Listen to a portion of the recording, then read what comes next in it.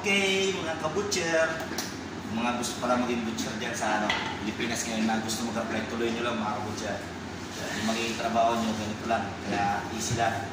Huwag kayong susuko sa mga pangarap natin. Yun lang. Ako naman gagawa ko ng video, bigay inspirasyon lang. Kasi nga dati, mag-apply pala ako mga kabutcher. Wala akong makita mga nag-video dati. Mga ibang lahi. Pero hindi naman yung nagbibigay ng inspirasyon sila kung paano maghiwa ng mga karne nila eh. Yung basic lang nila.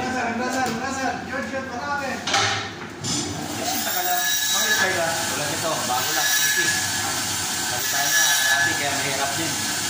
Mahirap tulungan mga kabutcher.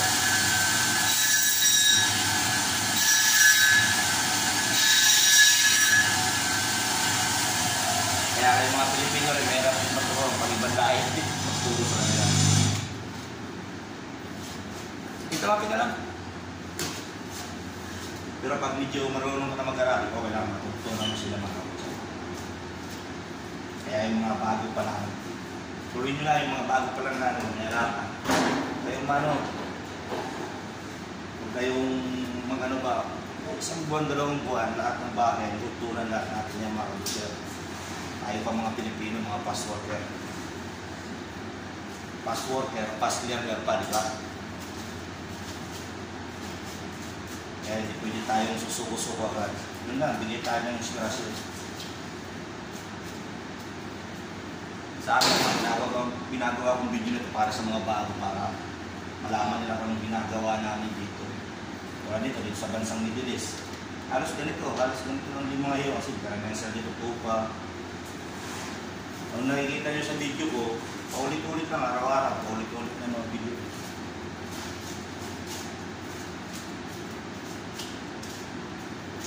Hindi sa payabangan, hindi na parang nagpapamabilisan, hindi, huwag naman mga kabutcher. Gusto nyo magbigay ng inspirasyon, dahan-dahanin nyo kung paano gawin nyo ano, kasi syempre, para sa mga baguhan, hindi naman to, alam nyo yung race, paligsahan, pabilisan, hindi. Kailangan lang natin matutunan yung mga bagay na pag-aakusahan, pagkatamaan, sa mga kung dapat hindi yung payabangan, bilis, o ganun. Pero nito, medyo mahirap ito kasi bakit? Frozen pa siya mga kabutcher.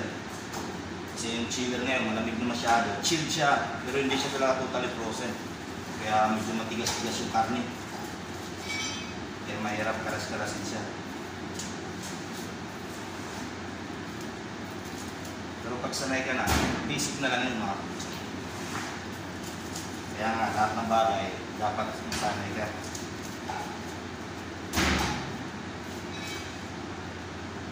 Tayo mga Pilipino naman, lahat ng mabilis natin matutunan niya mga kabutcher.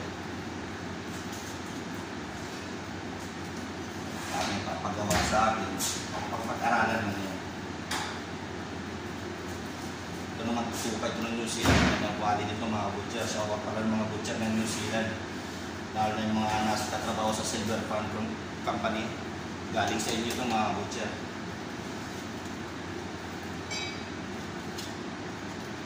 Silver Farm. Tapong ko pala yung niya, yung tag niya. Yan, bali ganyan lang yan.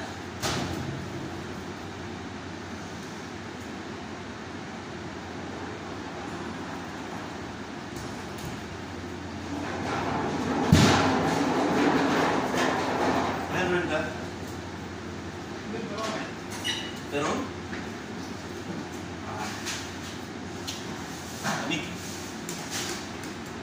terus pa sticker चाहिए sticker ये ऊपर का देखो sticker का sticker निकाल dari nih निकाल ipis yan tas to lalagarin ito mga kabutcher mira to yan ang tagangin niya mga kabutcher. Hindi makita, Silver Fern. Kaya shoutout yung mga butcher dyan sa New Zealand. Silver Fern. Hindi makita eh. Yan, Silver Fern. Kaya tuloy lang natin pangarap. Pakita ko naman sa inyo ito, lalagarin ito.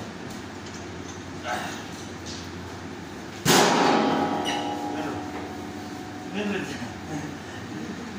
Itong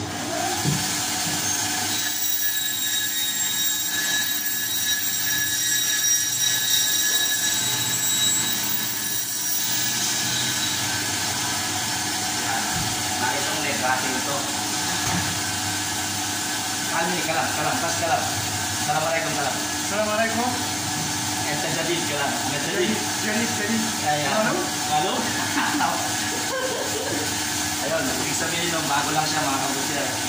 Galing siya Egypt.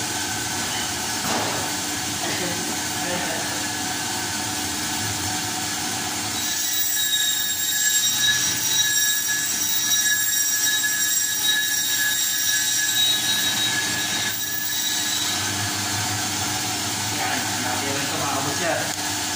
Bali, dalawang parts yan, loin chops sa leg. Ito naman yung gagawin kong rib chops sa ribs.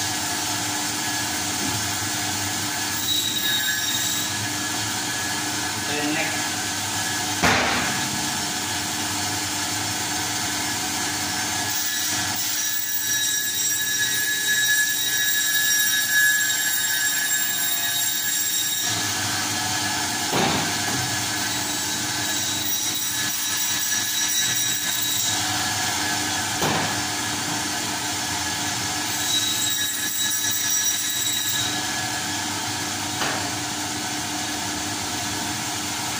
Bali ito yung rib chops mga kabutser. Ganyan yung klase ng rib chops. Ito naman yung lamb ribs. Kaya hanggang dito lang. Masyado lang mahaba video ko. Nainip na kayo sa panonood. Kaya God bless. Salamat.